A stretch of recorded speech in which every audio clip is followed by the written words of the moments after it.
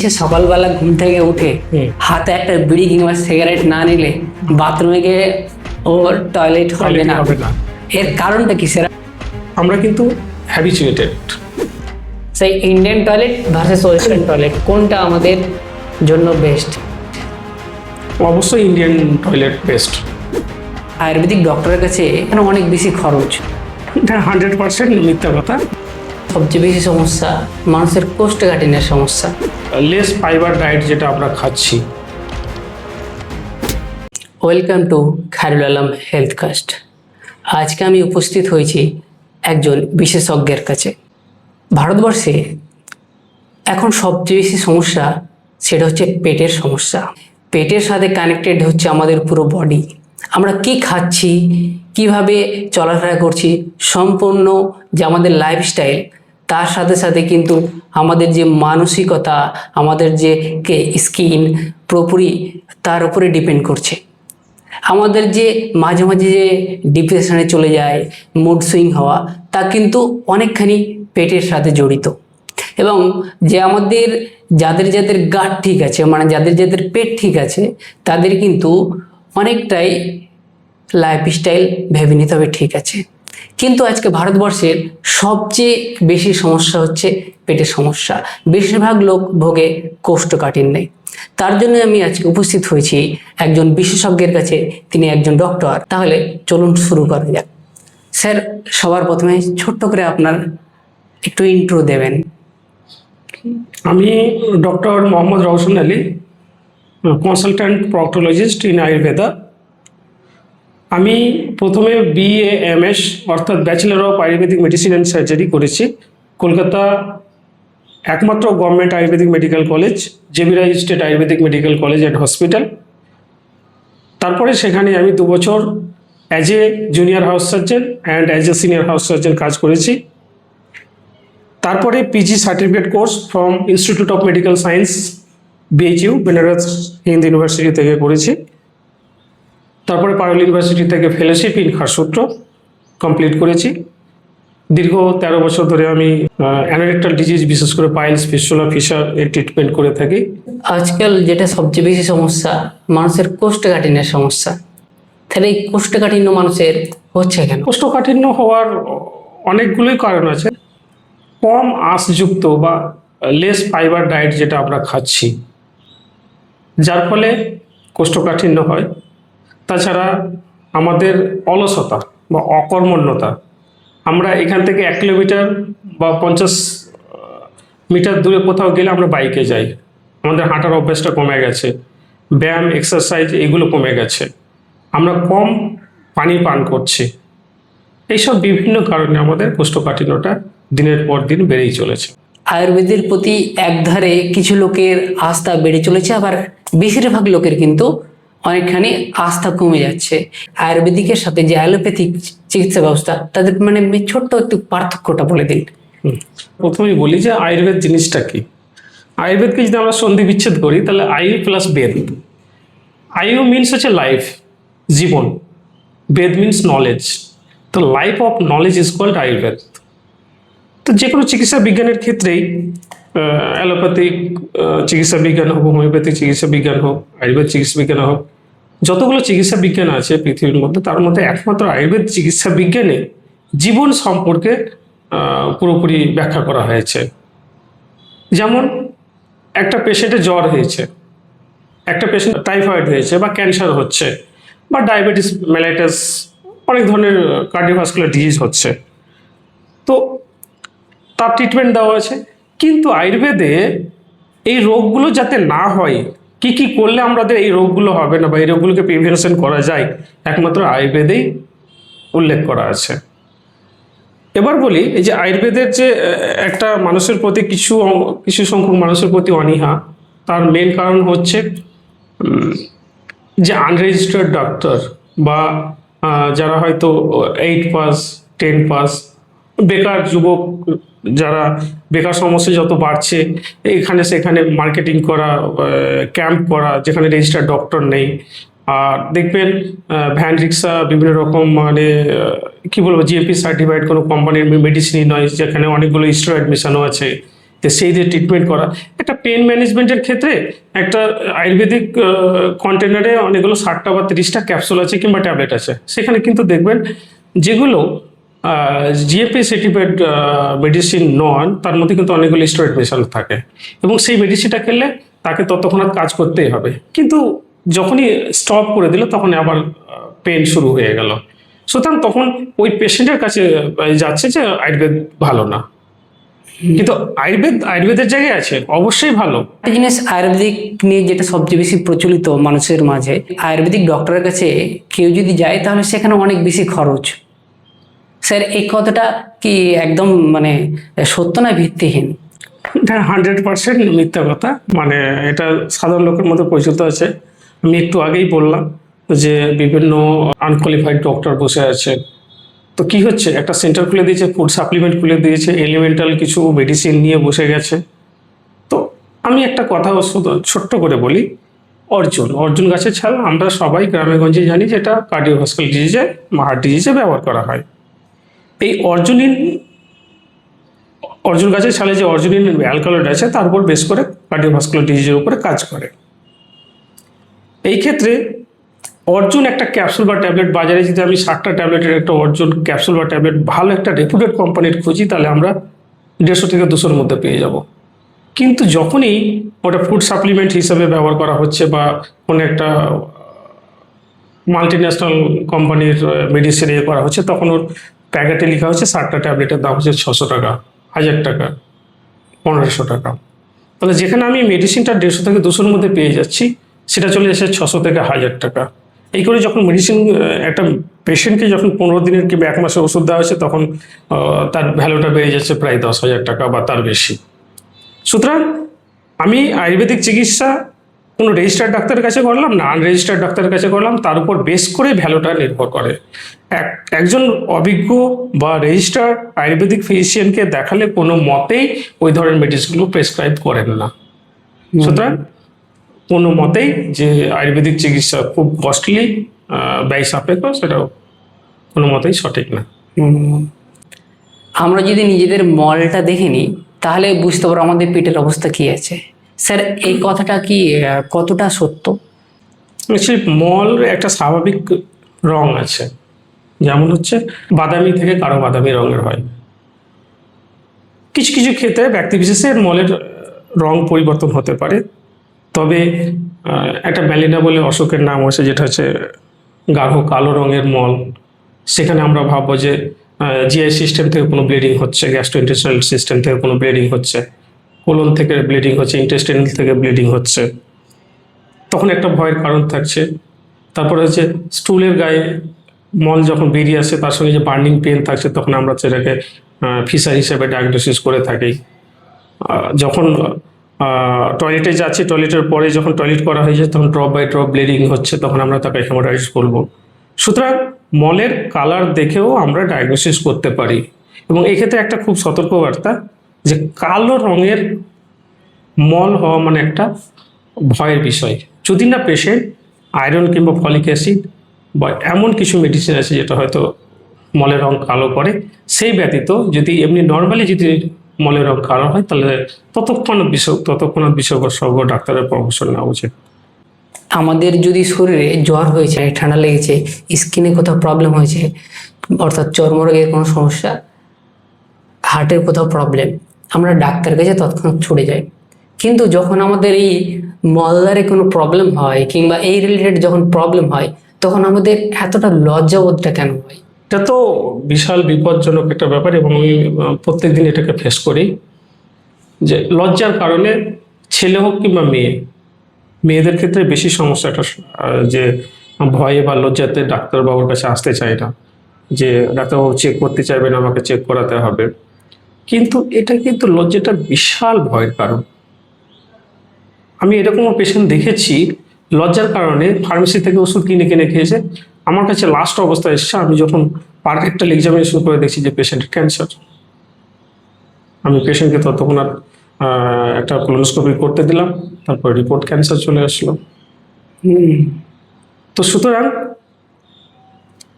লজ্জা করলেই কিন্তু এটা ভয়ের কারণ থেকেই যাচ্ছে। সুতরাং মলদ্বারে যে কোনো অসুখ ঘটলে ততক্ষণাৎ বিশেষজ্ঞ ডাক্তারের পরামর্শ নেওয়া উচিত। অনেকের রয়েছে সকালবেলা ঘুম থেকে উঠে হাতে একটা বিড়ি কিংবা সিগারেট না নিলে বাথরুমে গিয়ে ও টয়লেট হবে না।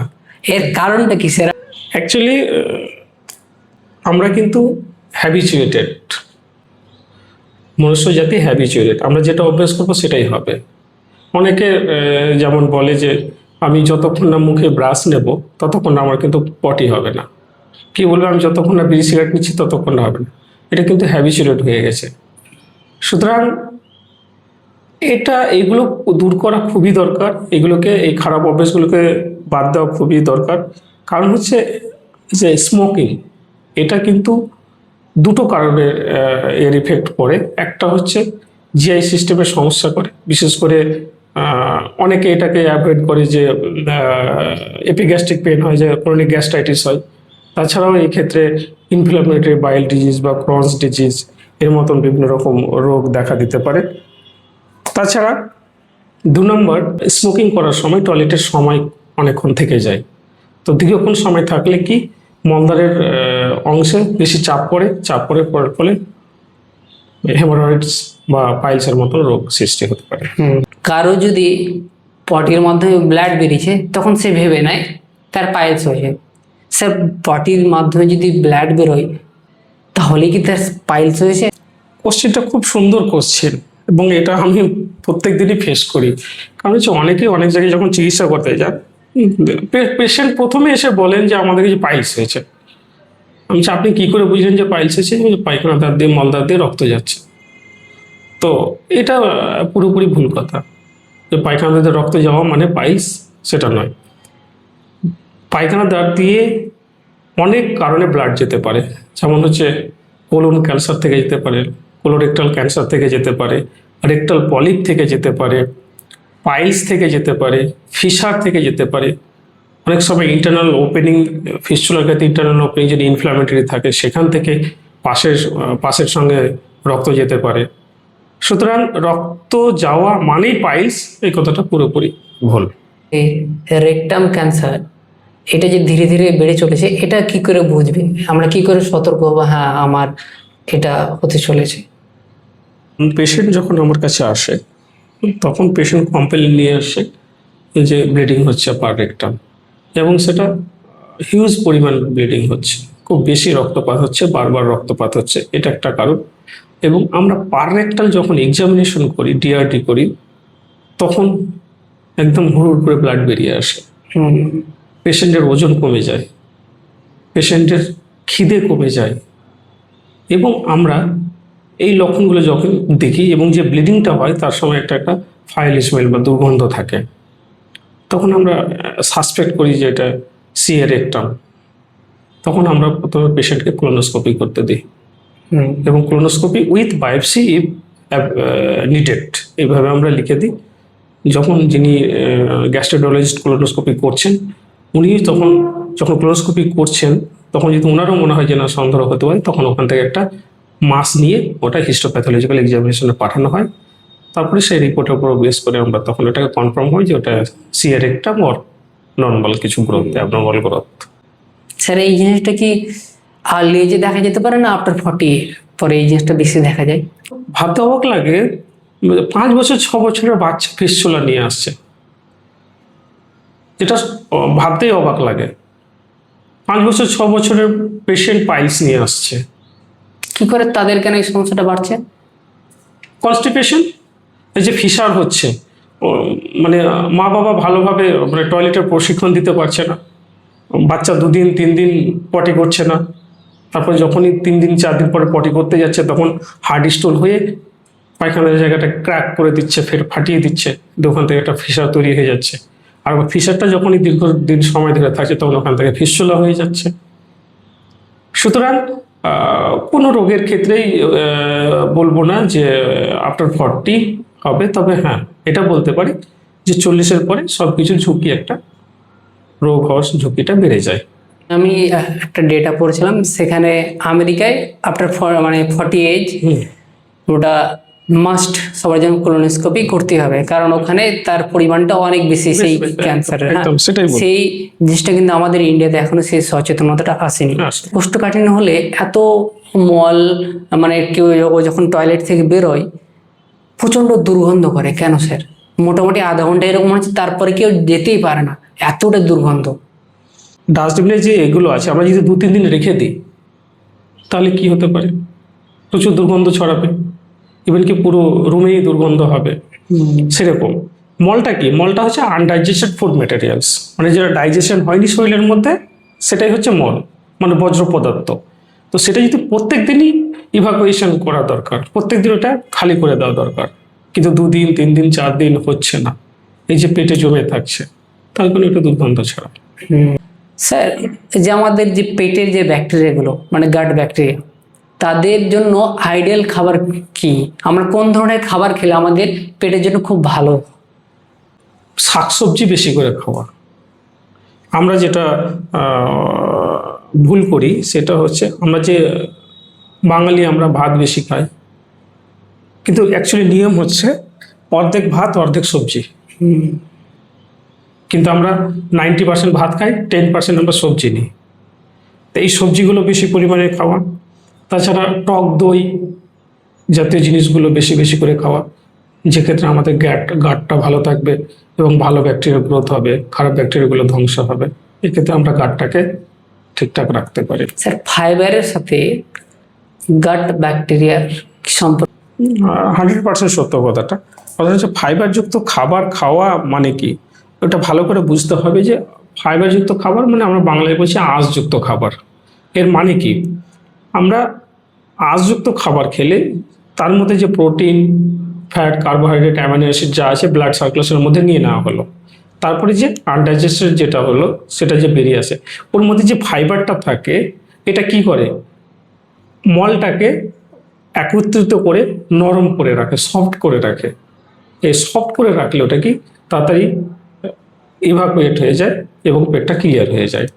কেউ যদি ছোলা খাচ্ছে স্যার, সেই ছোলার যে চোকাটা একদম আঁশযুক্ত খাবার, মানে ওই পুরোটাই খেয়ে নিতে হবে, পুরোটাই খেয়ে নিতে হবে। যেটা আমরা বলি পেয়ারা খাচ্ছি, উপরটা লেয়ারটা ফেলে দেওয়া, দিয়ে তারপরে ভেতরটা খাওয়া। তো ওই আঁশযুক্ত খাবার মানে একদম ওই লেয়ারটাও খেয়ে নিতে হবে, পুরোটাই খেতে হবে, পুরোটাই খেয়ে নিতে হবে। প্লাস আজকাল যে আমরা বাইরে দেখি যে গমের রুটি ফুটি করে, সেই তার আগে গমের আটা করার আগে সেই গমটাকে সুন্দরভাবে ওর চোকাটাকে মানে প্রথমে তো একটা বের করা হচ্ছে, তারপর আবার তাকে আবার রিফাইন করা হচ্ছে, তারপর সেটাকে আটা করা হচ্ছে। সেটা করা যাবে না, সেটা করা যাবে না। এইভাবে আমাদের খাদ্যাভ্যাসটাকে চেঞ্জ করতে হবে। তার জন্য আমাদের এত প্রবলেম, কারণ আমরা চাইছি আরো বেশি চকচকে খাবার চাইছি।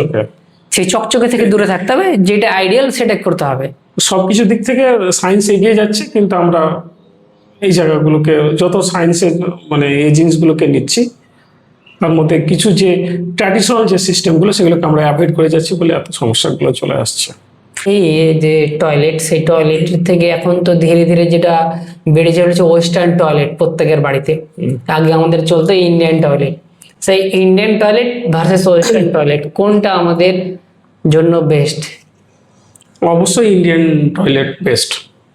তার কারণ আছে, আমি বলি ইন্ডিয়ান টয়লেটে যেভাবে পজিশনে বসা হয়, আমরা অ্যানাটমিক্যালি যদি রেকটামে ভাবি তাহলে অ্যানাস দিয়ে চলে গিয়ে এখানে রেকটাম হয়ে একটা কার্ভ হয়ে রেকটামে চলে যাচ্ছে। তাহলে কি হচ্ছে, এই অ্যানোরেকটাল জাংশন, এখানে একটা অ্যাঙ্গেল তৈরি হয়। যে অ্যানোরেকটাল জাংশন যে অ্যাঙ্গেলটা তৈরি হয়, তাহলে অটোমেটিক্যালি যখন একটা অ্যাঙ্গেলটা এরকম হয়ে থাকবে তখন কিন্তু স্টুলটা আসতে কিন্তু বাধার সৃষ্টি করবে। ওই অ্যানোরেকটাল অ্যাঙ্গেলটা ইন্ডিয়ান টয়লেটে খুব কম হয়, বাট ওয়েস্টার্ন টয়লেটে ওই অ্যানোরেকটাল অ্যাঙ্গেলটা বেশি হয়, যার কারণে স্টুলটা পুরোপুরি ইভাকুয়েট হতে পারে না। আচ্ছা, সুতরাং সব সময় ইন্ডিয়ান টয়লেট, ইন্ডিয়ান কোমোড সবসময় ইউজফুল। তবে হ্যাঁ, কিছু কিছু ক্ষেত্রে বিশেষ করে একটা অর্থোপেডিক পেশেন্ট সার্জারি হয়েছে, তাকে ওয়েস্টার্ন টয়লেট ব্যবহার করতেই হবে। একজন প্রেগনেন্ট মাদার, তো ইন্ডিয়ান টয়লেটে তার সমস্যা হবেই, সে ওয়েস্টার্ন টয়লেট ব্যবহার করতে পারে। সেক্ষেত্রে কিন্তু যখন যে ওয়েস্টার্ন কোমোডটা বসবে তার দুটো পায়ের নিচে একটা টুল রেখে দিতে হবে। সেক্ষেত্রে আমরা যে ওর যে সাইড ইফেক্ট সেটা আমরা অনেকটা দূর করতে পারি। ও, মানে আমরা যখন ওয়েস্টার্ন টয়লেটে বসলাম তখন সেটা আমাদের থাকছে 90 ডিগ্রিতে।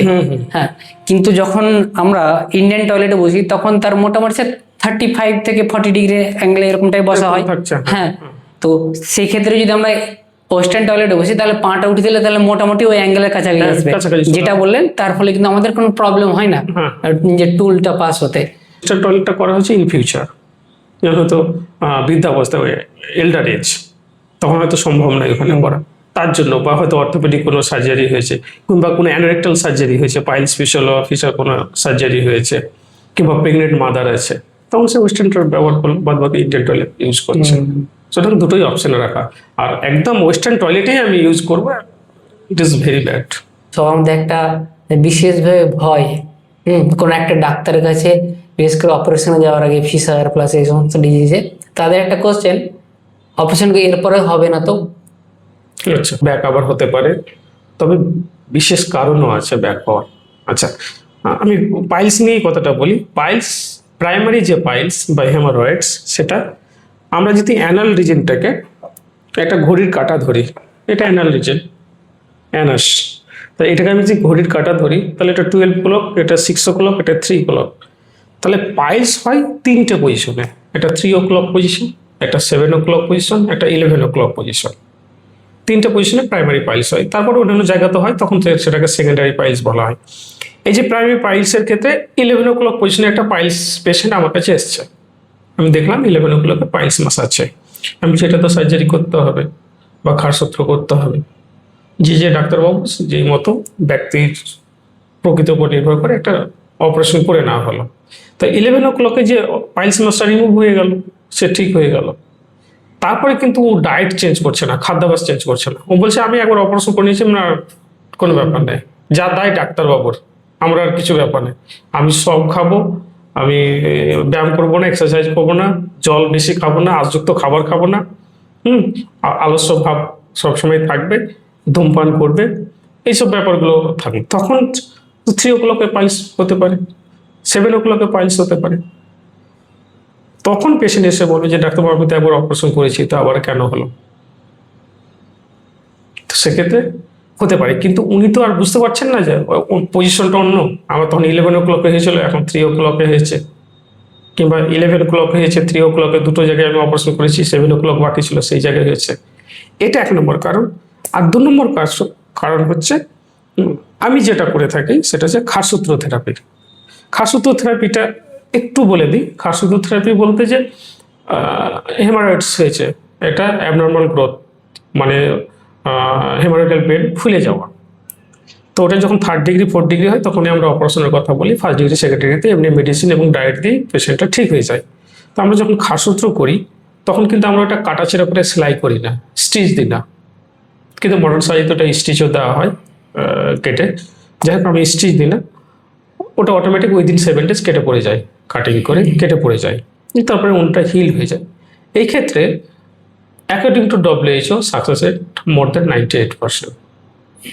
সুতরাং এটা আমরা এই ক্ষেত্রে বলতে পারি যে ন্যাচারাল ওয়েতে যে আমরা ট্রিটমেন্টটা করছি তার এফিকাসিটা অনেক গুণ বেশি এবং রিকারেন্স রেট খুবই কম। স্যার এখন তো সম্পূর্ণ অ্যালোপ্যাথিক চারিদিকটাই, আর অ্যালোপ্যাথিকের প্রতি মানুষের আস্থাও বেশি। স্যার সেই জায়গায় সার্জারির মতো জিনিস আয়ুর্বেদিক কি তাতে মানুষ ভরসা করতে পারে? 100%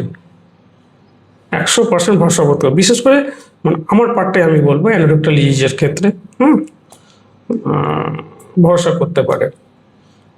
মানে খাদ্য থেরাপি এমন একটা এফেক্টিভ ট্রিটমেন্ট যার বিশ্ব স্বাস্থ্য সংস্থা স্বীকৃত একটা চিকিৎসা পদ্ধতি, যার সাকসেস ভেরি হাই। আমি এই পাইলস ফিস্টুলা ফিশারের ক্ষেত্রে সবচেয়ে ডেঞ্জারাস বা সবচেয়ে রিকারেন্স রেট বেশি এরকম একটা অসুখ হচ্ছে ফিস্টুলা বা ভগান্তর। এই ফিস্টুলাটা আমরা যে অ্যাবনর্মাল কমিউনিকেশন পায়খানা দ্বারের সঙ্গে বাইরের স্কিনের যে একটা অ্যাবনর্মাল নালী তৈরি হয় যে ঘাটা, সেটা কি মডার্ন সার্জারিতে ওটা কেটে পুরো বাদ দিয়ে দেওয়া হয়। কিন্তু আমরা ওই ফিস্টুলা ট্র্যাকটাকে খাসূত্র দিয়ে যখন কমিউনিকেশন করে 7 দিন পর চেঞ্জ করি, ওই খাসুতোর মধ্যে এমন একটা মেডিসিন আছে, 3-4টা মেডিসিন হার্বস দিয়ে তৈরি। ওই হার্বসটা